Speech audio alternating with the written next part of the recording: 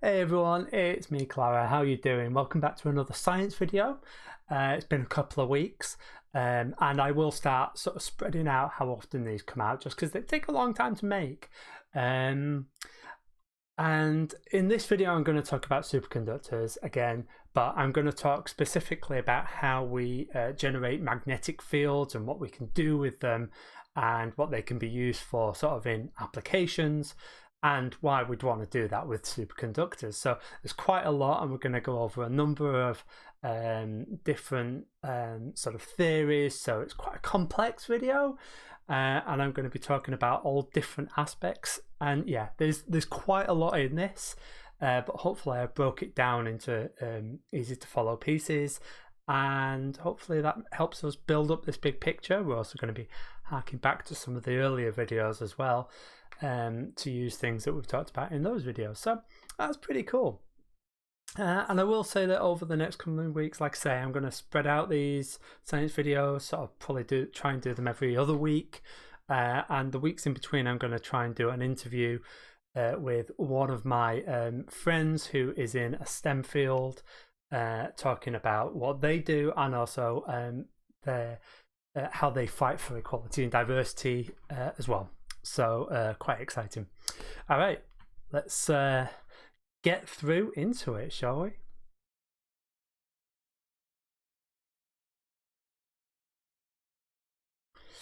Alrighty, so we're talking about superconductors, and like I say, we're actually talking about an particular aspect, and in this case it's going to be it's actually going to be generating magnetic fields using superconductors. But we're going to talk about how we do it normally as well, with non-superconducting materials, because I think we need to understand that.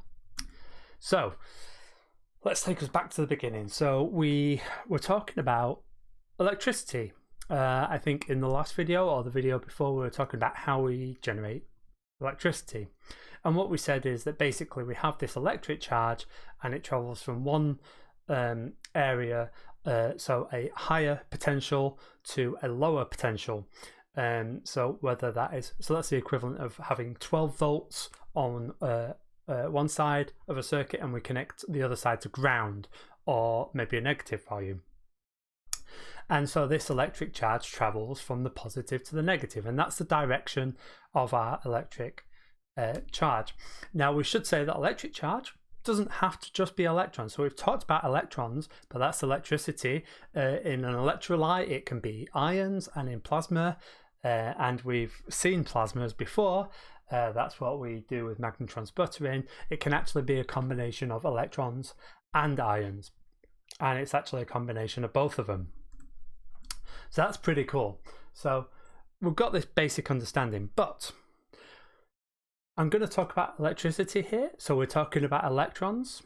So that's the electric charge in this case. And if you remember, I said that we have in a material, we have this matrix. We've got all these different atoms of the material, so say copper. And if we look at each of them, we know that we've got these rings of electrons circling the nucleus. And we can actually, by applying this potential difference, this energy, we can actually pull off electrons. We can strip electrons from the outer shell and use them to conduct electricity, and they will sort of pass through the system. And we said that it was kind of like a sea of electrons, but you might have realized that when we're talking about this, an electron doesn't travel from positive to negative because the electron is negative, so it's actually charging towards a positive. So you'd think that when we're talking about current, we talk about it going from negative to positive. However, we don't. We say that current goes from positive to negative, or positive to neutral. And why do we do that? Well, it's actually because we just didn't have the understanding. So it's Faraday that first sort of discovered some of these principles, first started talking about current, and just didn't know that we had these electrons and that they were traveling towards the positive charge. So he thought it goes from positive to neutral, positive to negative. So it's just a convention. So we've got to remember when we talk about electric current that our electrons are actually traveling towards the positive, but when we're talking about current, we're talking about traveling from positive to neutral, positive to negative. Confusing, right? I know, I'm not gonna lie. Anyway, we also said that in superconductors, when they're cool and when they're superconducting, our electrons go and form themselves little pairs called Cooper pairs. And so they travel through the system together rather than on their own, which means that they're less likely to be scattered. So we'll have less resistance or no resistance. We also said that they have this slight charge, this slight pull, so they're slightly negative, and the surrounding ions, because they've lost an electron, have a slightly positive charge, and so they pull each other towards them, and that helps with the with them traveling through the material. Now, what are we talking about when we talk about this? Because it's pretty cool, but why are they sort of interacting? Why is it that we've got this positive and negative, but why do they actually have an effect on each other? So we're going to start by talking about a bar magnet, magnetism. So if we take a bar magnet, we've got a north and a south pole, and we probably know at this stage that there are this magnetic field. So these are areas, these magnetic field lines. And if we put a bar magnet with a piece of paper on top of it and iron filings, we know that it will form these lines around, it will line up to these magnetic fields. And so we're going to look at this same principle. And in this case, so we're talking about the superconductors again, but we actually have a magnet underneath. And we know that in this case, we've got the negative and the north and south, the top and bottom, and it's these field lines coming up and round that are having that are interacting with our superconductor, which is in the cup in this case. So so here we have that same sort of magnet, and we have these magnetic field lines, and so it's these top magnetic field lines in this example that are interacting with the superconductor, and they're the ones that have been trapped and pinned by the superconductor. And I think we know that if we have two bar magnets and we draw them, we place them sort of relatively close to each other, we place them just close enough that the magnetic field lines can interact, what we know is that they start to pull each other together, and that's because these field lines sort of combine and we have an overall effect, and there's actually a motion. The magnets actually pull each other towards each other, and the same way if we had two similar poles next to each other, they try and push each other away. So these magnetic field lines are actually, there's actual force being exerted, there's a motion that's being exerted as a result of them. And so if we look at our electron passing through our ions in our copper, say, then we've got a similar sort of thing going on. We've actually got this field around the electron. However, in this case, it isn't a magnetic field, it's actually an electric field.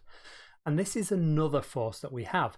So it goes from the positive to the negative charge, in this case, our ion and our electron.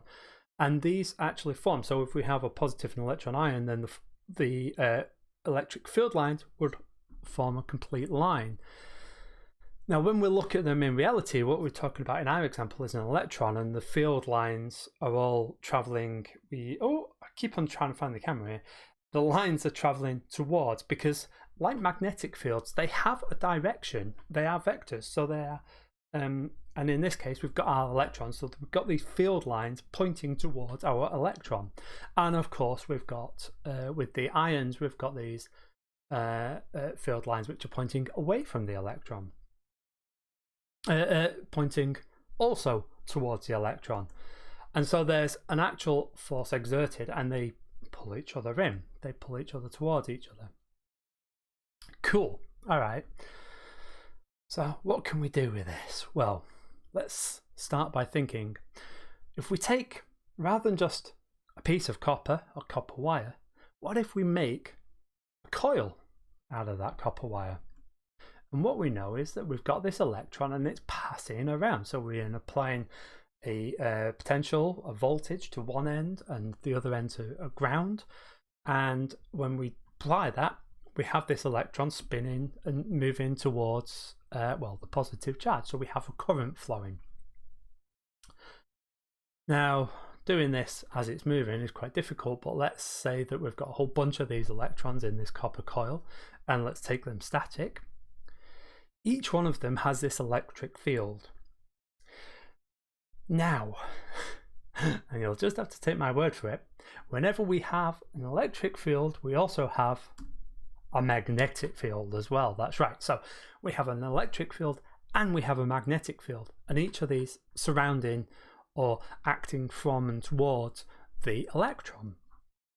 So if we've got an electric field, we've got the magnetic field. Now, that means that when we've got our coil, we've got all these electrons, and taking a snapshot, a moment in time, we've got all these magnetic fields. So we're going to just sort of leave off the electric field for now, but let's look at the magnetic field. And so what we have in this coil is a whole bunch of these magnetic fields, and they start to combine together. And so what we find is that you get these bigger surrounding magnetic fields. So on the outside of the coil, there's plenty of space for them to spread out, because these magnetic field lines want to spread out. We've seen this with a magnet. As we get further away from the magnet, the lines become further apart. So they want to spread out. But in the middle of this coil, we can't. The field is trapped. So there's a large density of these fields on the inside of the coil. And this is really cool. This is what we can use for the stuff that we're doing.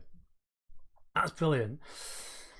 So we take this coil, and sometimes electric coils, we have some solenoids and stuff like that. It's something that we can actually use.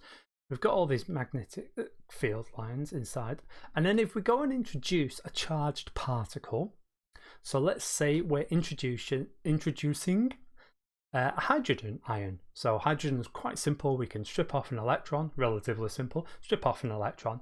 And then when we introduce it into this magnetic field, the coil, so we've got a current traveling around the coil, and then we've got this magnetic field. And what we see is that actually this charged particle is pushed through the system, pulled, it accelerates, it acts with a force through the system. And this is really cool.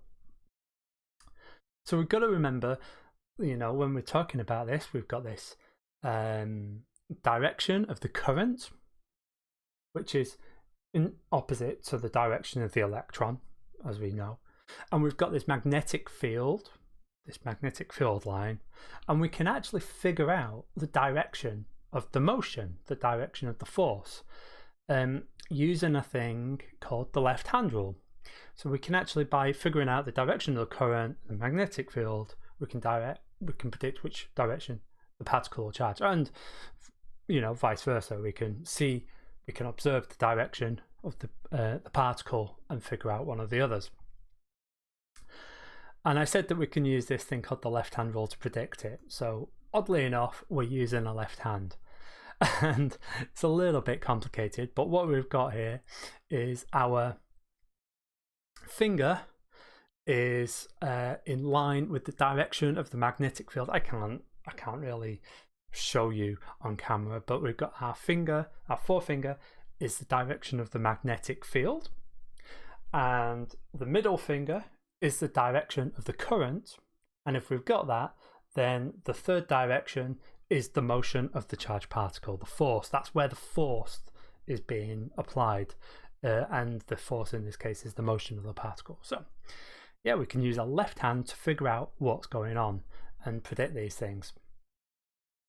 And usually you'll just see it with 3 simple lines rather than, a complicated coil, because why make it easy? All right, so going back to our current, so we introduce this charged particle, we've got a current traveling through, so our charged particle goes whipping through this coil, which is really, really cool. Now, we said that we're generating magnetic fields by the number of electrons. Current, and so if we know that in a standard conductor, we can apply more and more current, and that will build up our magnetic field. But actually what we know is that if we've got too many of them, there's a lot of resistance, it will get hot and the whole thing will just melt. So basically we can only pass a certain current through a material before the resistance causes it to heat and melt. Now then, remember superconductors? Remember what we said? They've got no resistance. So actually what we can do is we can push higher and higher currents through this coil. You know, the coil is made up of a superconducting material, so we can have a very high current relative to the, you know, equivalent density of copper. And that means that we can increase the magnetic field that we're generating. And so this is brilliant. So if we're using superconductors, we can generate really, really high magnetic field in this current. Now there is a limit, we've talked about this, but in terms of the current, but we can generate much higher currents and therefore much higher magnetic fields with superconductors. How cool is that?